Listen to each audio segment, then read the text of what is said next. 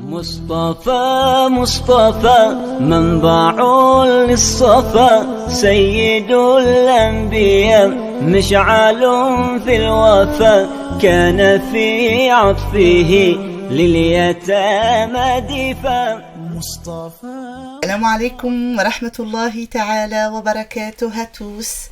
Ramadan Karim Mubarak, Inch'Allah. On va essayer de passer ce mois béni en compagnie du prophète alayhi salatu wassalam. Si je demande à chaque musulman sur cette terre, est-ce que tu aimes le prophète alayhi salatu wassalam, la réponse serait immédiate, oui, j'aime Mohammed alayhi salatu wassalam, le sceau des prophètes. Si je pose une deuxième question, à la suite de la première, parle-moi du prophète alayhi salatu wassalam pendant 2 heures. Allez, 1 heure, 30 minutes.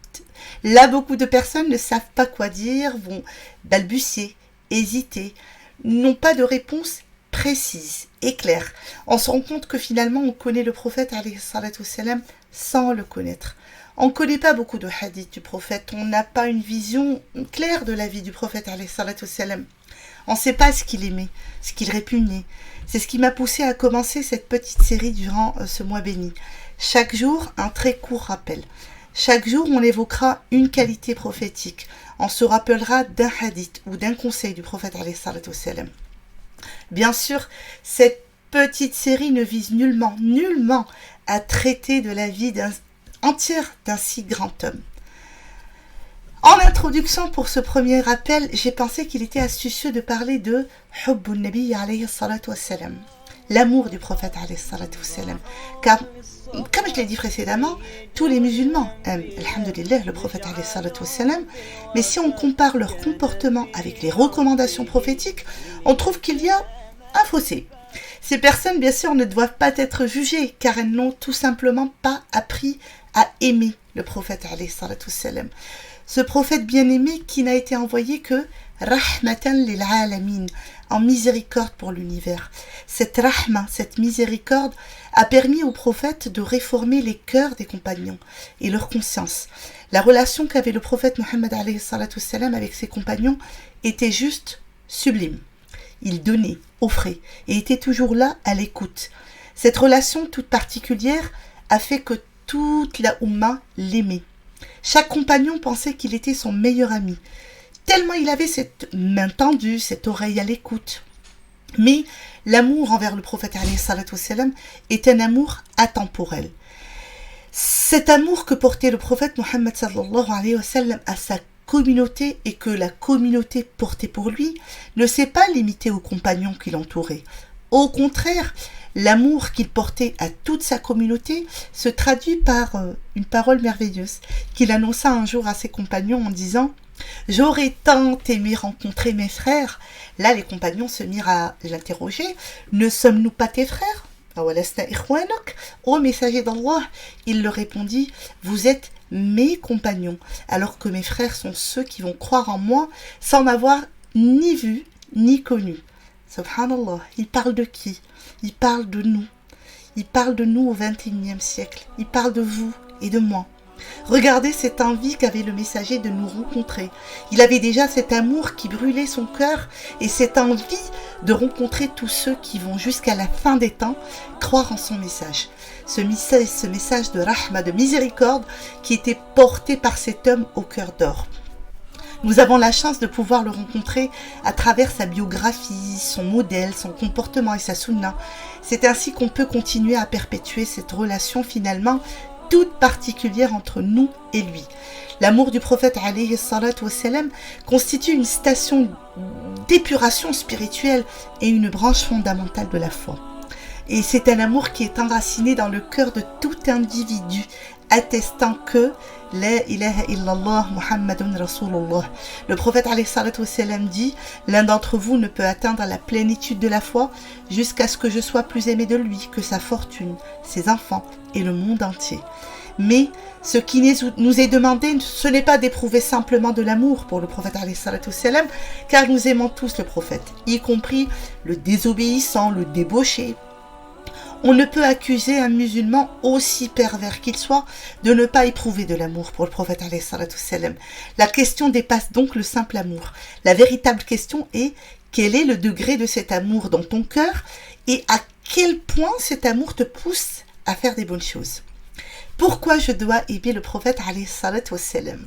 Je vais essayer de vous résumer ça en quelques points. On peut noter. Alors, 1.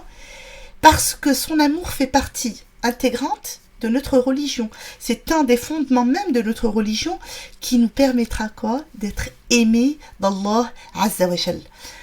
Allah dit dans le Coran, le verset 31 de Sourate Al-Imran, dit: si vous aimez vraiment Allah, suivez-moi, le prophète. Allah vous aimera alors et vous pardonnera vos péchés. Deuxièmement, parce que Mohammed alayhi salatu wassalam est le bien-aimé d'Allah, qu'il a rapproché contrairement à beaucoup d'autres êtres et lui a accordé beaucoup de privilèges, comme la nuit de l'Ascension, et comme le fleuve d'Al-Kawthar qui est décrit si merveilleusement par le prophète alayhi salatu wassalam. Le fleuve d'Al-Kawthar, l'abondance, est un fleuve au paradis. Ses bords sont en or, son lit est formé de joyaux et de rubis, son sable est meilleur que le misk, son eau plus délicieuse que le miel et plus blanche que la neige. Qu'Allah nous l'accorde, bi'idhnillah azza wa jal. Troisièmement, il a été élu et choisi parmi les humains pour la transmission de notre belle religion. Allah l'a choisi pour l'amour qu'il lui voue et pour l'agrément qu'il lui réserve. Nous devons donc aimer celui qu'Allah aime et agréer celui qu'Allah agrée. Subhanallah. Autre point, quatrièmement, l'aimer facilitera son respect et l'acceptation de ses recommandations et l'application de sa sunna. Subhanallah. Autre point, cinquième point, il va intercéder pour nous, pour sa Ummah, Inch'Allah, le jour du jugement dernier. Le prophète alayhi salatu wassalam dit: pour chaque prophète, une invocation est satisfaite. Tous les prophètes, que le salut soit sur eux, donc Ibrahim, Moussa, Isa, Nouh, se sont empressés de demander l'attribution de leurs souhaits. J'ai gardé le mien pour ma communauté jusqu'au jour du jugement dernier, et elle sera satisfaite si Allah le veut, et accordé à celui de ma communauté qui jusqu'à sa mort n'aura rien associé à Allah. Vous vous rendez compte, le jour du jugement dernier, le prophète alayhi salatu wassalam qui sera là, Allahumma sallim, et qui sera en train, bi'idhnillah azza wa jal, d'intercéder pour nous. Autre point, le prophète alayhi salatu wassalam est impatient de nous retrouver, nous, le jour du jugement dernier. C'est un beau hadith rapporté par Anas ibn Malik, qu'on a cité précédemment, où il disait: vos compagnons, j'aurais aimé rencontrer mes frères. Allah, cette parole, elle est magnifique. Donc, le prophète alayhi salatu wassalam nous décrit comme étant ses frères. Sixième raison pour aimer le prophète alayhi salatu wassalam, le prophète nous dit que le jour du jugement dernier, nous serons en compagnie de ceux qu'on aime. Est-ce que tu n'aimerais pas être en compagnie du prophète alayhi salatu wassalam au plus haut degré du paradis? Anas ibn Malik raconte: alors que j'étais en compagnie du prophète en sortant de la mosquée, nous rencontrâmes un homme à sa porte. L'homme interrogea le prophète: quand l'heure se manifestera-t-elle? Le prophète lui rétorqua: qu'as-tu préparé pour son arrivée? Et l'homme dit: je n'ai rien préparé d'abondant concernant les prières, ni beaucoup de jeûnes, ni d'importantes aumônes, mais j'aime Allah et son envoyé. Et le prophète alayhi salatu wassalam lui fit cette superbe annonce: tu seras avec ceux que tu as aimés. Septième raison, parce que Allah l'a décrit par: tu es certes d'une moralité éminente. Subhanallah, innaka la'ala khuluqin 'azim. C'est ce qui a fait que notre bien-aimé était aimé et avait la confiance des croyants et des non-croyants. Et de nos jours, on doit, subhanallah, perpétuer cette confiance et cet amour.